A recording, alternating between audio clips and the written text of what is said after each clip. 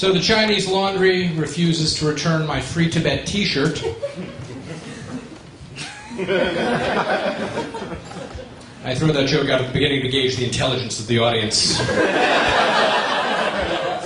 way I know whether I'll be doing the A-list material or 10 minutes of knock-knock jokes. So anyway, knock-knock!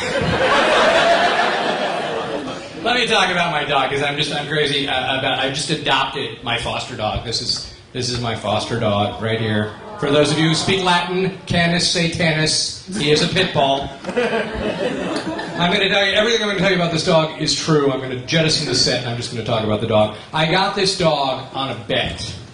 I was watching an episode of The Dog Whisperer with my best friend. And I did what I usually do when I'm watching porn flicks, which is, I point at the screen and I go, I can do that. My best friend poo-pooed my ability to whisper to a dog. I'm not a man to be poo-pooed lightly. So I go out and get a dog. And you can't, like, whisper to a chihuahua. That's not impressive. You want a chihuahua to go that direction, you give it a little kick. It'll go that direction, basically. You want a chihuahua to come back, turn the vacuum cleaner on, point it that direction. Chihuahua comes back. It's not an accomplishment, is all I'm saying. So I go out and I get a pit bull. I get a tough dog to whisper to. I bring it back. It's the sweetest dispositioned animal I've ever come across in my entire life. It is the nicest dog I've ever had. His name is Lucifer. Although Lucifer's his slave name, as far as I'm concerned. I have changed his name from Lucifer to Dr. Saperstein. Under the theory that no one sane wants to come across the devil. But everybody loves a Jewish doctor. Right? So I have Dr. Saperstein. I had him for one day when I realized the power of the pit bull. I was standing at a curb, probably about 5 blocks from here, actually, and I picked up some groceries from the deli. So I had groceries in one hand and the dog leash in the other hand. And as I'm standing waiting for the light to change, a young couple came and stood next to me, and they both gave my dog the stink eye, which everybody tends to do. And then a skater dude came up and stopped next to them and also looked hatefully at my dog. And then an older couple came and stood on the other side of me. So we're all standing, we're waiting for the light to change. And the groceries were sort of uncomfortable and heavy, and I wanted to switch arms with the dog. So I said to the dog, move left, and everyone moved left. It was the greatest feeling of power I have ever had in my life. Everyone gets out of your way with a pit bull. Let me put it this way.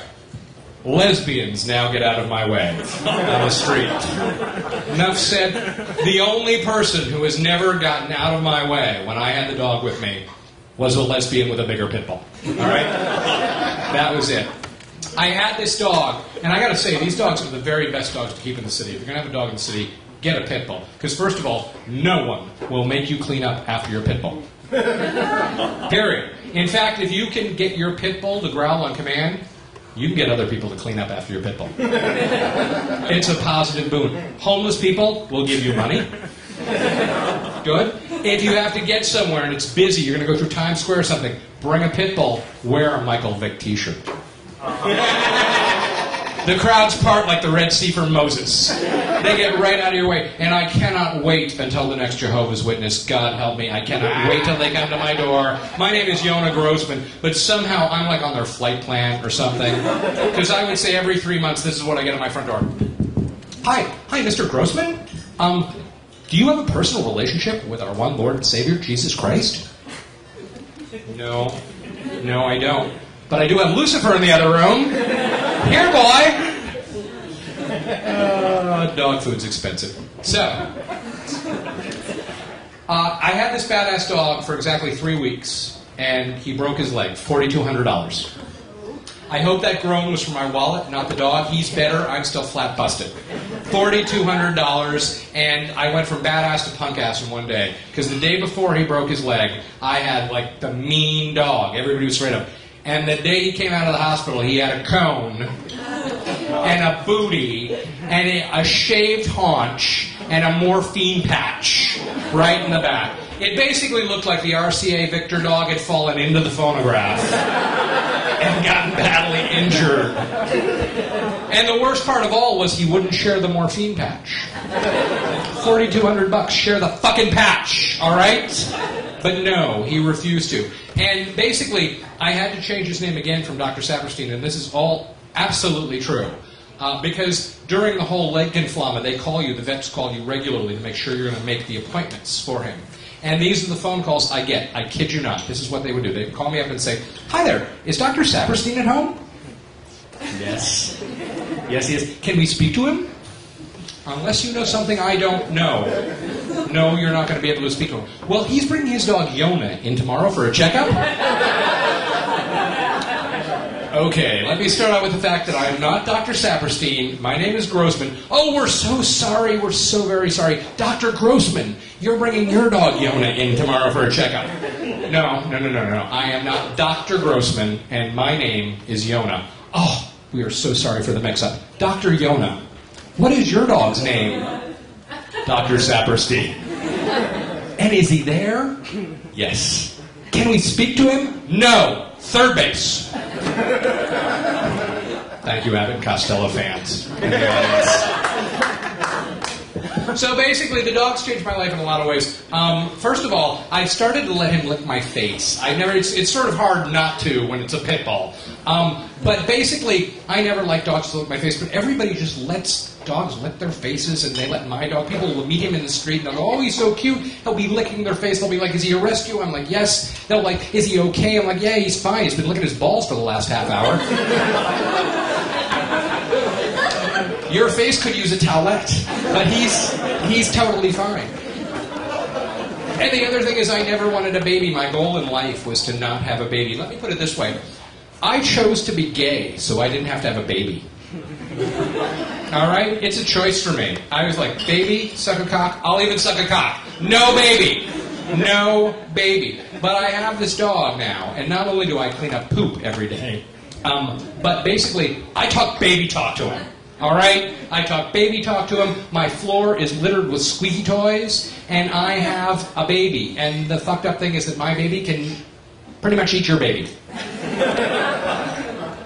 I got to tell you the mouse story, because this is absolutely amazing. But again, totally true. I was walking this dog about 3 weeks in, and a mouse comes bolting out from some garbage right in front of us. And my dog pounced on him, became a sudden hunter. I had no idea. He pounced on him like a cat would, with two front paws, like this, boom! And he pounced at the mouse, and he hit the mouse. And the mouse tumbled end over end down the sidewalk. I've never seen anything like it. It was endlessly amusing. It was amusing for about a nanosecond, until the dog gobbled the mouse up entirely. Cute little mouse, no more cute little mouse. Just a pit bull smiling up at me with this big, jowly smile. Now, it turns out that pit bulls have a lot of food allergies and weak stomachs. Who knew? I didn't. I discovered this by cleaning up pit bull vomit on my carpeting every third day. This is how... So I'm picturing half-digested mouse in my living room. I don't want this. What I do is I grab the dog by the jaws and I wrench his jaws open. And the mouse popped out and ran away. Apparently unharmed, but with a fantastic story to tell the other mice. The last thing that happened with this dog, this is going back about... That's a true story, by the way. About 4 weeks ago, I'm walking with the dog, and again, I'll go anywhere. I live in the West Village, all those like dark streets and what have you, and I'm out late at night. But now I'll go anywhere. Streets I would never go down before. Because I'm fearless. So, this is about 4 weeks ago, and I'm walking down the street, it's about 2 a.m., and I get to some construction. There's a construction shed up ahead, and there are hooligans sitting in the construction shed on both sides. I'm going to have to go right through the hooligans, or switch sides of the street. And normally, I would switch sides of the street, but not anymore, because I'm invincible. So I go right toward the hooligans, and I get literally about as far away from the hooligans as I am from this table of hooligans, basically. And I realize that I don't have the dog. I'm all on my own, dressed like this, 2 a.m., hooligans. The upshot of the story is, the next day, when I got out of the hospital, I had a cone and a booty and a shaved haunch. Guys, thank you so much. Welcome Helen back to the stage.